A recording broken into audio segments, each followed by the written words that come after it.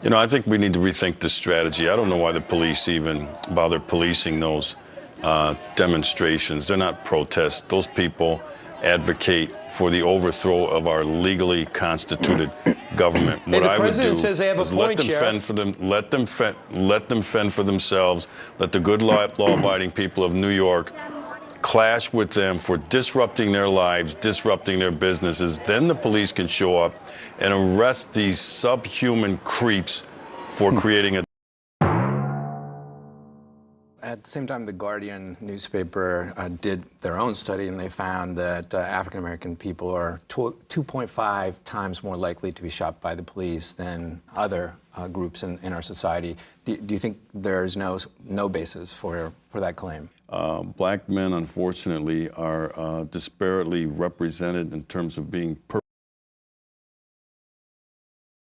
expired, but Sheriff Clarke, you also mentioned that, you know, the use of force should be examined in terms of factual data and not an emotional foundation of false narratives. Is that correct? Did I get your testimony correct in that regard? Mr. Chair and Congressman, yes. Okay.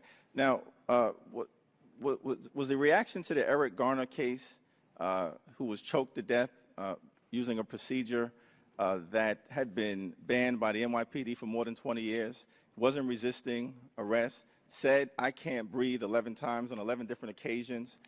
There was no response by all of the police officers who were there. Was that a false narrative that people in the city of New York and the country are reacting to, sir?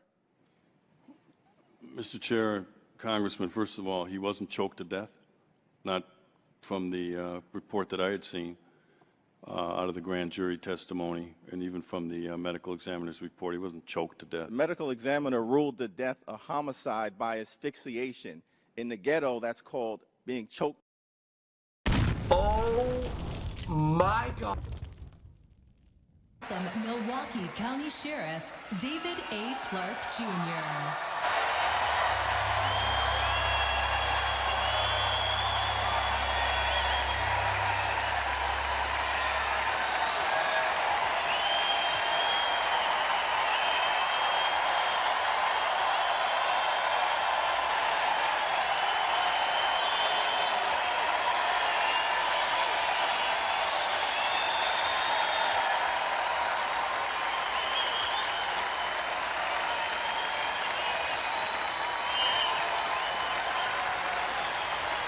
Thank you.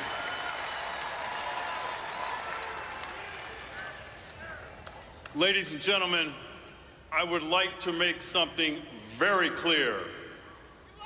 Blue lives matter in America.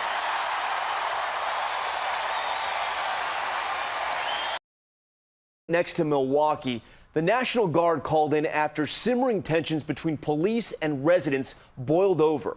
Take a look at this. Businesses and police cars set on fire, protesters hurling rocks at officers, and at least one of those protesters opening fire after police shot and killed a 23-year-old black man. They